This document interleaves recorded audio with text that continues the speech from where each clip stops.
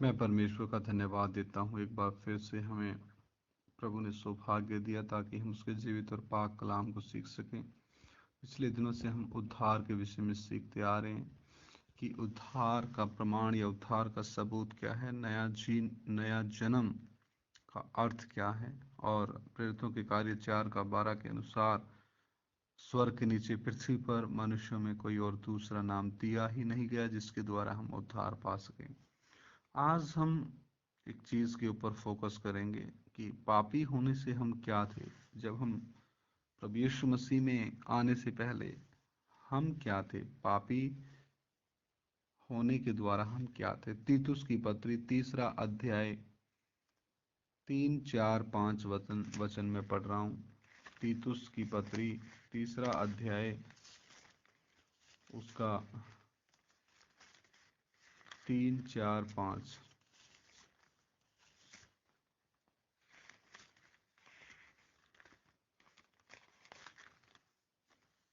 तीतुस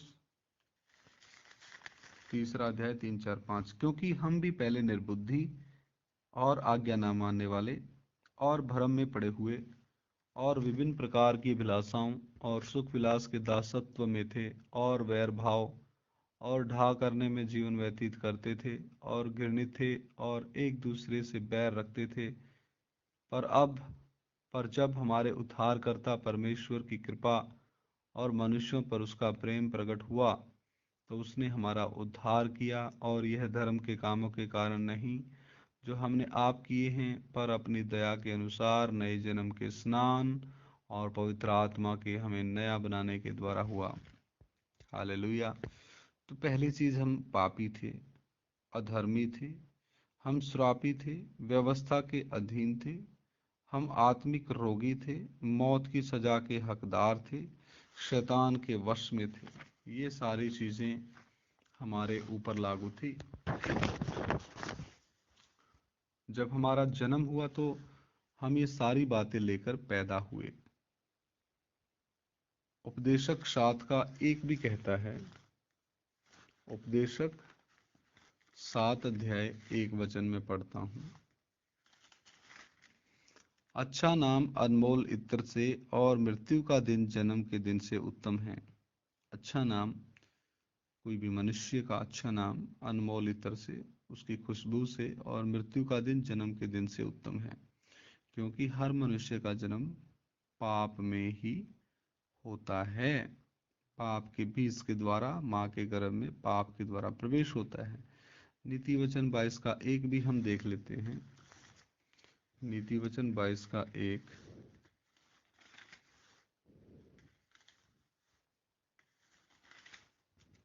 बड़े धन से अच्छा नाम अधिक चाहने योग्य है, और सोने चांदी से दूसरों की प्रसन्नता उत्तम है।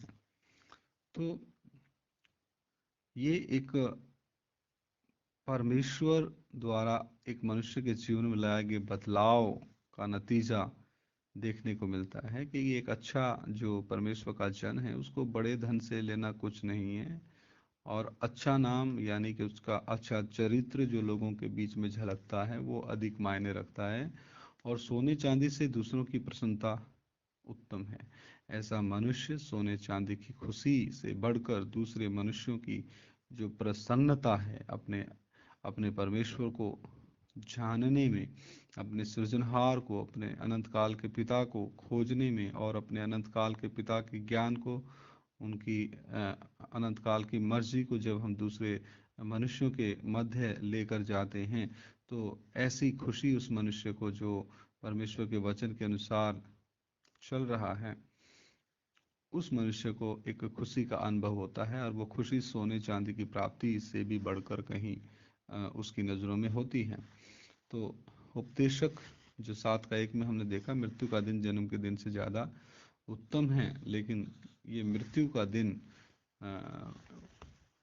किस दिन की बात करता है, यानी कि जब एक पापी मनुष्य प्रभु यीशु मसीह को अपना प्रभु और मुक्तिदाता करके ग्रहण करता है और फिर पिता पुत्र पवित्र आत्मा के नाम में डुबकी का बपतिस्मा के द्वारा पुराने मनुष्यत्व को दफन कर देता है, यानी कि वह मनुष्य भाई या बहन, बुजुर्ग माता या बुजुर्ग पिता जो भी है, जिसको भी ये महसूस होता कि मैं पापी हूं और प्रभु यीशु मसीह मेरे पाप और श्रापों को क्रूस पे लेके चढ़ गया, तो वो अपनी इच्छाओं की ओर से, शैतान, संसार, मौत, पाप, इन सब की ओर से वो मर जाता है और मसीह यीशु के साथ फिर वो दफनाया जाता है और जल में डुबकी के बपतिस्मे के द्वारा वो अपने पुराने मनुष्यत्व को दफन कर देता है।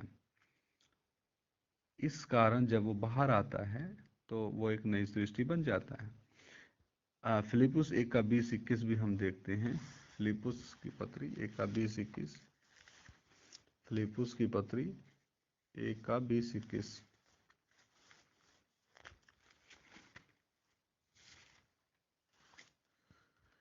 मैं तो यह हार्दिक लालसा और आशा रखता हूँ कि मैं किसी बात में लज्जित न हूँ, पर जैसे मेरे प्रबल साहस के कारण मसीह की बड़ाई मेरी देह के द्वारा सदा होती रही है, वैसी ही अब भी हो, चाहे मैं जीवित रहूं या मर जाऊं, क्योंकि मेरे लिए जीवित रहना मसीह है और मर जाना लाभ है। तो हमने पिछले जो वचन में हमने देखा, मृत्यु का दिन जन्म के दिन से ज़्यादा उत्तम है, क्योंकि यदि एक मनुष्य प्रभु यीशु मसीह को अपना प्रभु और मुक्तिदाता करके जो वो मरता है, वो मरता नहीं है, वो प्रभु में सो जाता है। ऐसा हम प्रभु के वचन पहला थिस्सलुनीकियों 4 अध्याय में पढ़ते हैं और 13 वचन। हे भाइयों, हम नहीं चाहते कि तुम उनके विषय में जो श्रोते हैं अज्ञानी रहो। ऐसा ना हो कि तुम दूसरों के समान सो करो जिन्हें आशा नहीं। जो सोते हैं यानी जो प्रभु यीशु मसीह में होकर के जो इस पृथ्वी से अलविदा कहते हैं, वो मरते नहीं हैं। वो क्या हो जाता है, वो प्रभु में सो जाते हैं। हालेलुया। वो प्रभु में क्या होता है, वो प्रभु में सो जाते हैं। यूहन्ना की अंजील भी इसके बारे में प्रकाश डालती है। आइए यूहन्ना की अंजील में भी हम देखते हैं।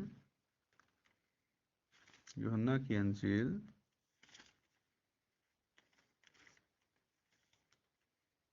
यूहन्ना रचित सुसमाचार,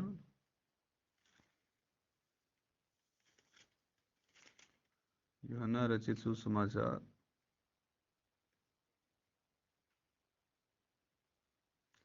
5:21 में पढ़ता हूँ। जैसे पिता मरे हुओं को उठाता और जिलाता है, वैसा ही पुत्र भी जिन्हें चाहता है उन्हें जिलाता है। तो जो आत्माओं में हम मरे हुए थे, वो भी हमने पिछले दिनों में वचन सीखा कि जब हम आत्मिक रूप से मरे हुए थे तो प्रभु यीशु मसीह ने हमें मुर्दों में से जिलाया। तो ये वचन कहते हैं जैसे पिता मरे हुओं को उठाता और जिलाता है, वैसे ही पुत्र भी जिन्हें चाहता है उन्हें जिलाता है।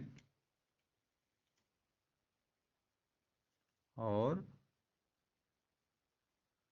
एक वचन और पढ़ता हूँ, 24 वचन, यूहन्ना 5:24। मैं तुमसे सच सच कहता हूँ, जो मेरा वचन सुनकर मेरे भेजने वाले पर विश्वास करता है, अनंत जीवन उसका है और उस पर दंड की आज्ञा नहीं होती, परंतु वह मृत्यु से पार होकर जीवन में प्रवेश कर चुका है।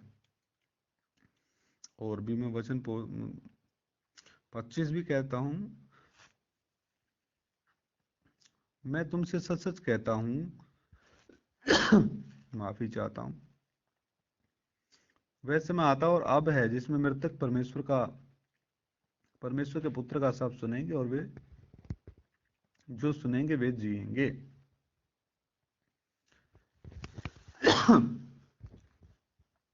माफी चाहता हूँ।